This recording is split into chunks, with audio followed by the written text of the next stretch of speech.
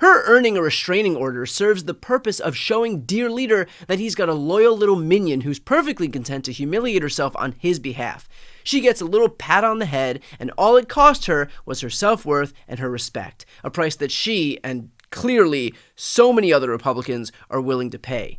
And look, there will come a point where, just like Sean Spicer, she sold out so much of her integrity that she has no credibility left. And at that point, Trump will likely discard her in exactly the same way he discards everybody else. Remember, we've seen this before. Think about all of the people he's discarded to help himself. He fired Ronna McDaniel as RNC chair, as if she was the reason that Republicans had been losing elections and not Donald Trump himself. He trashed his own former press secretary, Kayleigh McEnany, writing, "I don't need any advice from Rhino Kayleigh McEnany on Fox. Just had a giant victory over a badly failing candidate, bird brain, and she's telling me what I can do better. Save your advice for Nikki."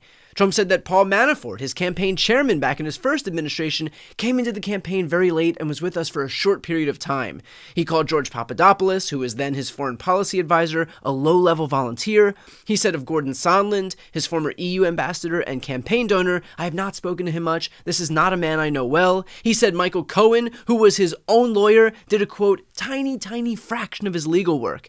Of Sidney Powell, who was his then lawyer, he wrote, "Despite the fake news reports to the contrary, and without even reaching out to ask the Trump campaign, Ms. Powell was not my attorney and never was. In fact, she would have been conflicted.